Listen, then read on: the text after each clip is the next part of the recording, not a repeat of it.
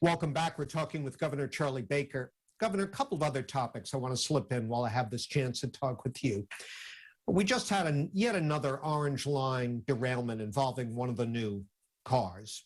When we were taping this interview, it was unclear exactly what caused it, but you'll correct me if you disagree, I'm sure, but it's been a nightmare with the new Red Line and Orange Line cars going back several years. At what point do you say this manufacturer isn't cutting it, is not delivering, contract voided, forget it, we'll start fresh with someone else? I think part of the issue there and part of the challenge there, John, is new vehicles are generally a complicated exercise everywhere. The pandemic, which obviously screwed up all kinds of global supply chains and sort of international business, period, has been a tremendous burden for us and for the manufacturer during this period.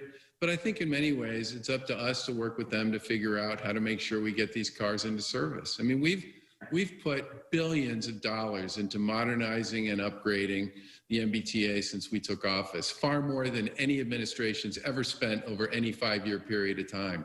And we did it because it was way, way overdue. And I mean, a lot of the stuff we were replacing and fixing hadn't been touched for 30, 40, or 50 years. And I think it's going to be really important that as we made all those investments and continue to make them in the what I would call the infrastructure of the T, those Orange Line trains, Red Line trains, Green Line cars, which we also have new ones of as well that are in service, they need to work because they're going to be riding on a platform that's going to be a heck of a lot better than the one that we started with. Are we clawing back any money because of these blunders by the manufacturer and failures? There have been penalties on them that have been implemented on a number of occasions, and that'll continue to be the case going forward, yeah. Well, my sources at the T say that the capital planning, usually we have like a 5-year capital plan at the MBTA, that whole process is sort of stalled due to uncertainty. They're not clear about how much money they're going to have, anticipating revenue problems with the collapse of ridership. Does any of this prompt you to reconsider your past resistance to revenue-raising measures like rush hour tolling and congestion pricing? Well, we did a pretty significant study on congestion pricing, which obviously the pandemic has sort of turned on its head a bit. We really haven't had a lot of congestion of the kind that we had prior to the pandemic. And one of the reasons we're doing this future of work study is to try to figure out exactly what the world, based on best available data, is going to look like going forward. Because I certainly believe that work is going to be different, where people are going to work, where they're going to live, how they're going to think about their job, and you know, the 5 days in the office thing, what's that really going to look like? And that has real implications for transportation and for public transportation as well as private transportation. And that study, I think, will help us inform the path forward we ought to take on some of this stuff. The other thing I would say is we do have uncertainty, but some of that uncertainty is driven by the present. You know, where we're going to be a year from now, that's part of what I want this future of work thing to help us figure out, because it will help answer some of the questions you just raised. The capital program we've put in place has been extraordinary, and it was way overdue, as I said before. But it's going to be important to continue to invest heavily in modernizing what was an incredibly old and to some extent decrepit system that we inherited back in 2015. So you don't know where we're going to get the money for the future, and you won't know. That's what I'm hearing for a while. I think it's important for us to try and answer some of these other. I mean, one of the big questions here is going to be what is going to happen to ridership, right? And I don't want to make big decisions, and I don't think we should make big decisions without having any visibility into that question at all, because it's $1 billion a year question.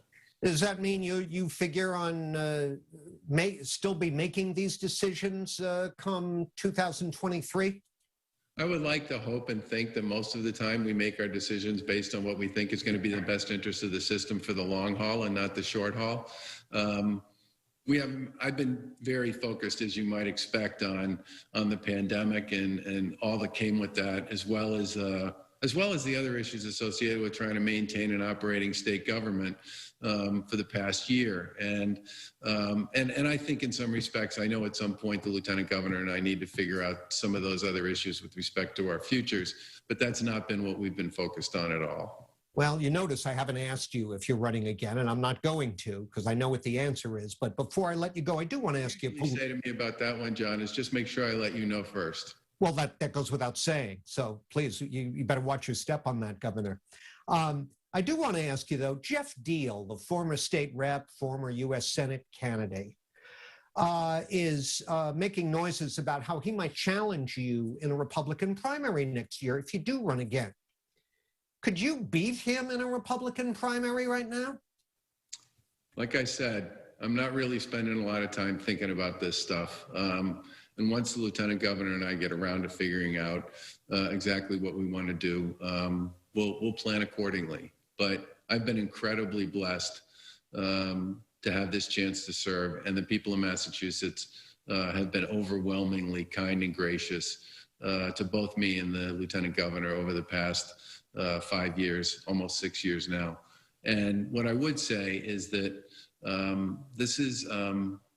these are extraordinary times, and they create tremendous opportunity along with tremendous challenges. And I think anybody who's interested in serving in public life needs to recognize and understand that the challenges that we face are significant, but the challenges that our citizens face, our residents face, go way beyond the challenges that we face. And, you know, again, bringing a little bit of that humility to these roles, I think would make everybody a lot better off. Governor, thanks for taking the time. Let's do it again soon.